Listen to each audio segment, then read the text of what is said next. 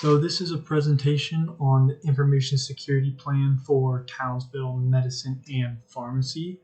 Today we're going to be talking about the implementation as well as the recommendations and the findings for a security plan for Townsville Medicine and Pharmacy. I know that Townsville Medicine and Pharmacy is a very new business. You guys were just created, you've just opened. And you need a security plan. I know that you don't have a security plan. Security plans are going to be essential to a secure business. If you want customer satisfaction, you're going to need a security plan so that you can protect your client's information. Clientele information is very important, and you're going to need to protect it. You're going to need to protect your employees as well. You're going to want to give them a secure work environment that gives them authorization and availability to work freely. Next, we're going to look at the components of what we think we're going to implement here in the information plan, in the information security plan. So first off is confidentiality. Confidentiality measures are going to be put into place to secure confidentiality.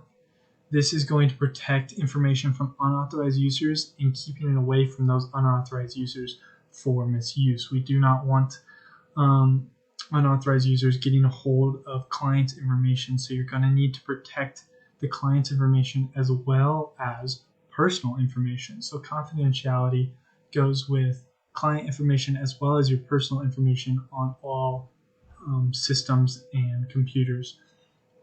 And the second thing we're going to look at is integrity. Integrity measures are going to be put into place so that data information in your system is maintained and cannot be modified or deleted by unauthorized users. Putting these measures into place is going to give your customers ease of mind. It's going to give them peace that they know that their information that they're giving you is not going to be changed or modified. And this is going to give only authorized users access to information. The last implementation that we're going to talk about is availability. This component, when availability measures are implemented, they're going to be implemented so that systems and data are available to authorized individuals in any circumstance.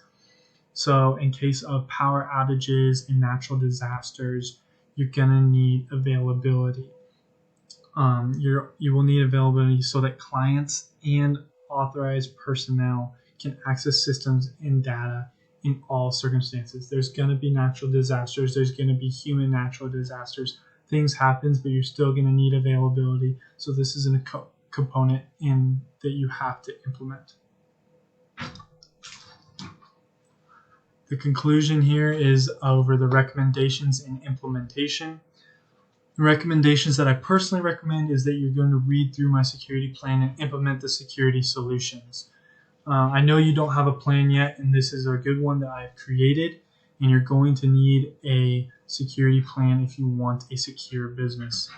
To implement this plan, it's going to be quite simple. You're going to read through my security plan. You're going to figure out the specifics that are specific to your business, and then you are going to implement them. Overall, thank you for listening, and I hope that you find these findings and recommendations to be useful and that you can use them in the future. Thank you.